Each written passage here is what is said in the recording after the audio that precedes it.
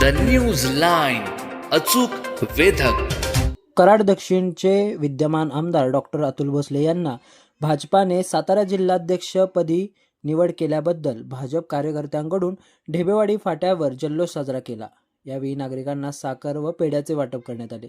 यावेळी भाजपाचे प्रदेश कार्यकारिणी सदस्य स्वाती पिसाळ, कराड दक्षिणचे माजी तालुकाध्यक्ष पैलवान धनंजय पाटील, शहराध्यक्ष एकनाथ बागडी, भाजप युवा मोर्चाचे तालुकाध्यक्ष सूरज शेवाळे, संजय पवार, धनाजी माने, पिनू जाधव, उमेश शिंदे, प्रमोद शिंदे, डॉक्टर सारिका गावडे, मंजिरी कुलकर्णी, नंदा विभूते, प्रमोद पाटील, अधिकराव पाटील, कोयना वसाहतीचे उपसरपंच उमेश कुलकर्णी, संतोष हिंगसे, विक्रांत वाघ आदीसह कार्यकर्ते उपस्थित होते.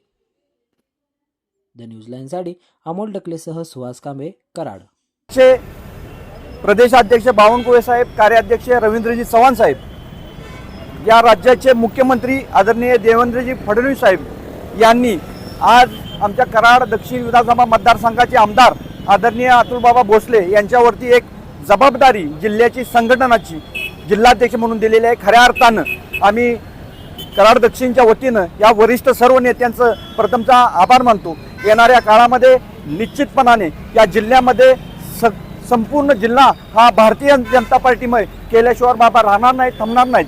बाबांचं कार्य अखंडपणे या संघटनेसाठी चालू होतं आणि ही जी जबाबदारी बाबांच्यावरती दिलेली आहे या जबाबदारीला सुद्धा योग्य प्रकारे न्याय माननीय आमदार अतुलबाबा देतील असा विश्वास माझ्यासारख्या सर्वसामान्य कार्यकर्त्याला वाटतो.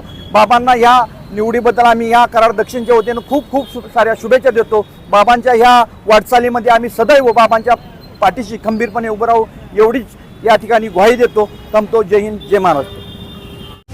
द न्यूज लाईन, अचूक वेधक.